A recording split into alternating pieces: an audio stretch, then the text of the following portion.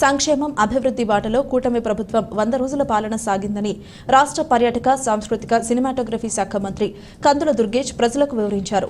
కూటమి ప్రభుత్వం అధికారంలోకి వచ్చి 100 రోజులు పూర్తి చేసుకున్న నేపథ్యంలో ఇది మంచి ప్రభుత్వం కార్యక్రమాన్ని నిడదవోలులో నిర్వహించారు.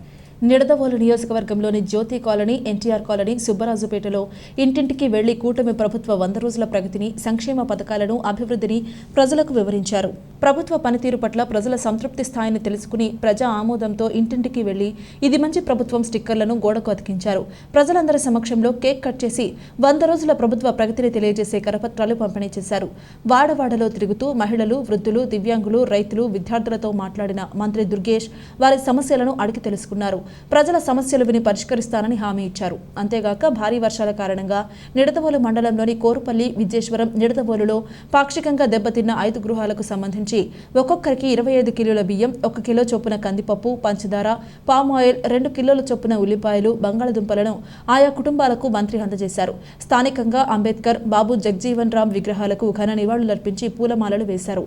నిడదవోలు పట్టణ కమిషనర్ టీఎల్పీఎస్ఎస్ కృష్ణవేణి, తహసీల్దార్ నాయక్, పట్టణ జనసేన అధ్యక్షులు రంగా రమేష్, టీడీపీ ప్రధాన కార్యదర్శి సత్యనారాయణ, బీజేపీ ప్రధాన కార్యదర్శి నీలం రామారావు అధికారులు పాల్గొన్నారు. ఈ ప్రభుత్వం మీ అందరి ఆకాంక్షల్ని దృష్టిలో పెట్టుకుని కార్యక్రమాలను నిర్వహించేటువంటి విధానాన్ని మీ అందరికీ గుర్తు చేయడానికి ఈ కార్యక్రమాన్ని ఏర్పాటు చేసుకున్నాం. ఇది మంచి ప్రభుత్వం అనేటువంటి మాటతోటి ప్రజల మధ్యకి వస్తా ఉన్నాం.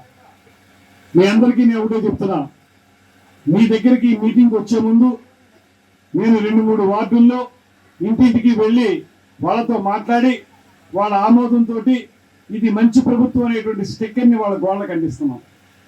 వాళ్ళు ఒకటే అడిగాం, 3 నెలల కాలం అంటే చాలా తక్కువ సమయం ఒక ప్రభుత్వానికి.